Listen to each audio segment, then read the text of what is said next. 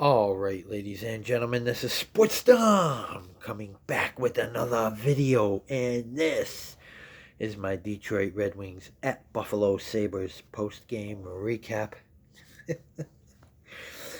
James Reimer was in the net for some reason. I don't know why they didn't go with Ukko-Pekka Luukkonen, which he's not any better than James Reimer. And the Buffalo Sabres blow this game and blow a 2-goal lead. And the Buffalo Sabres lose 6-5 in a shootout. Detroit scored two in the first, one in the second, two in the third, and one in overtime. Or the shootout, I'm sorry. The Buffalo Sabres scored three in the first, two in the second, none in the third, none in overtime or the shootout. Detroit wins 6-5 in a shootout in Buffalo. Goals, Detroit Red Wings 6, Buffalo Sabres 5. Shots, Detroit 31, Buffalo 21. Block shots, Red Wings 11, Sabres 20. Hits, Detroit Red Wings 12, Buffalo Sabres 28. Faceoffs, Detroit 35, Buffalo 28. Power play goals, none. Penalty minutes, Red Wings 8, Buffalo Sabres 10. So, scoring. In the first period at 1:38, it was Buffalo's Zach Benson, assisted by Dylan Cousins. Zach Benson, his fourth of the season, assisted by Dylan Cousins, his seventh, and Peyton Krebs, his fifth. And it's 1-0 Buffalo Sabres. And then at 4:05, it was Detroit's Alex DeBrincat, his 12th of the season, assisted by Dylan Larkin, his 10th. And it's a 1-1 hockey game. And then at 4:46, it was Detroit's Andrew Kopp, his 6th of the season, assisted by J.T. Compher, his 8th, and Moritz Seider, his 12th. And it's a 2-1 Detroit. And then at 10:25, it was Buffalo's Tage Thompson, his 15th of the season, assisted by Jason Zucker, his 13th. And it's a 2-2 puck game. And then at 15:26, it was Buffalo's Jason Zucker, his 6th of the season, assisted by Peyton Krebs, his 2nd of the game, his 6th of the season, and by Ryan McLeod, his 7th of the season. And after one, it's 3-2 Buffalo losers. In the second period at 1:05, it was Detroit's Lucas Raymond, his 11th of the season, assisted by Dylan Larkin, his 2nd of the game, his 11th of the season, and Eric Gustafsson, his 5th of the season, and it's 3-3.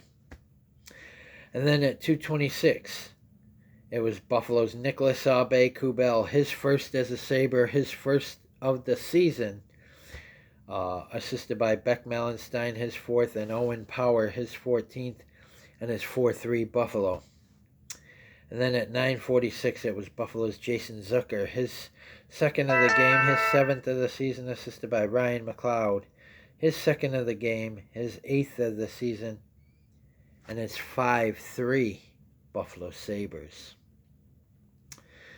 And then in the third period, at 10:27, it was Detroit's Andrew Kopp, his 2nd of the game, his 7th of the season, assisted by Chirot, his 4th, and J.T. Compher, his 2nd of the game, his 9th of the season. And it's 5-4. And then at 15:42, it was Detroit's Moritz Seider, his 3rd of the season, assisted by Lucas Raymond, his 19th, and Edvinson, his 10th. And it's a 5-5 game. And no scoring in overtime in the shootout. Round 1, Tage Thompson, backhand, stopped. And then Lucas Raymond, round 1, backhand, scored. And round 2, J.J. Peterka takes the backhand, stopped. And then round 2, Patrick Kane, wrist shot, completely missed the net. And then round 3, here comes Alex Tucky, score! And it's 1-1 in the shootout. And then round 3, for the win, Dylan Larkin, wrist shot, scored. and the Buffalo Sabres fall 6-5 in a shootout to the Detroit Redwings. Penalties in the first period at 7:59. It was Buffalo's Henry Jokiharju, 2 minutes for roughing. And at 15:37, it was Buffalo's Nicolas Aube-Kubel, 2 minutes for unsportsmanlike conduct. And then at 15:37, it was Detroit's Alex DeBrincat, 2 minutes for unsportsmanlike conduct. In the second period at 12:25, it was Detroit's Marco Kasper, 2 minutes for hooking. And then at 15:31, it was Buffalo's Zach Benson, 2 minutes for tripping.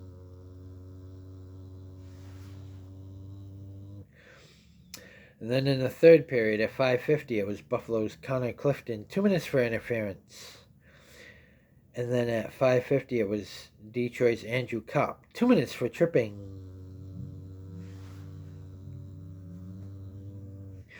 And then at 6:51, it was Buffalo's Bowen Byram, 2 minutes for tripping.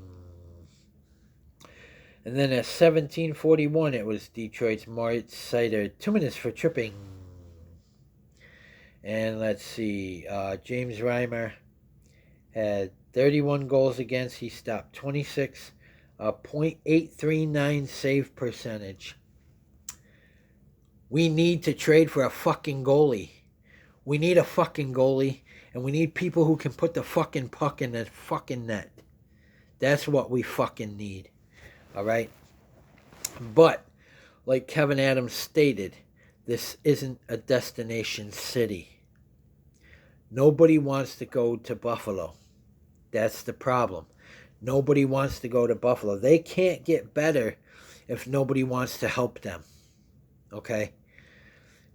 This is what we're stuck with. Because no good player with a brain in their right mind says, yeah, let me pack my family up and go to Buffalo. What's there? They don't have Disney. They don't have... What do they have? They have nothing. But Buffalo Wild Wings. Who the fuck wants to go to Buffalo Wild Wings? Although, you know, I love Buffalo Wild Wings. But that's not an attraction.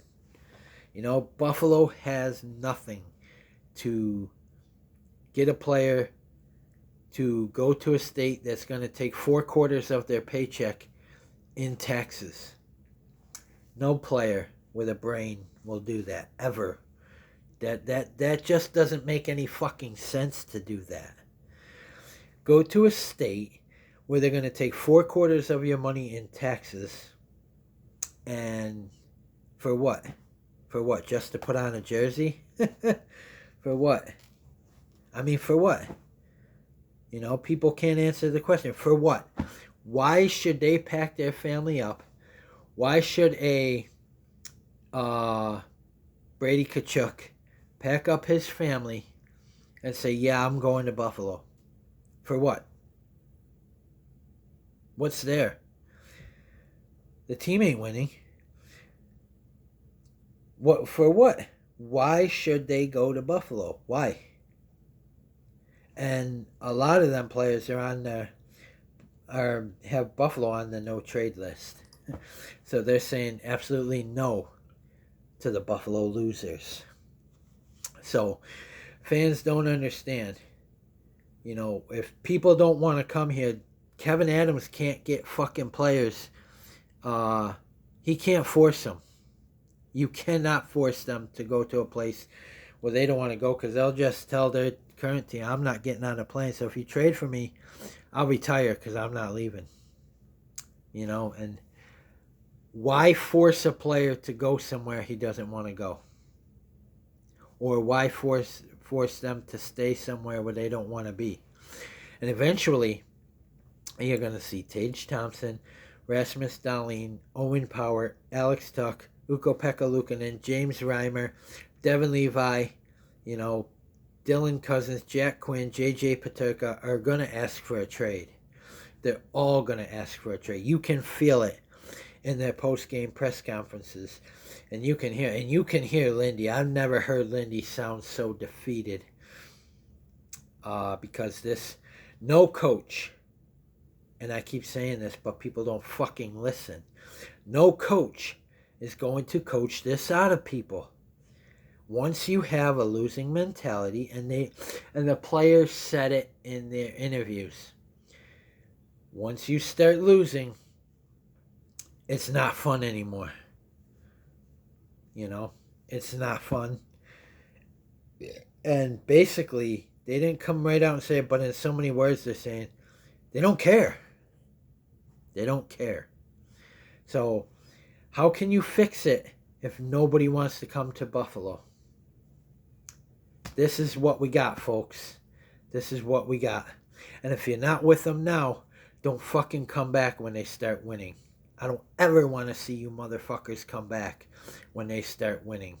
If you're not sticking with them now, don't fucking come back when they start winning, motherfuckers. Guys, comment in the comment section below on what you think.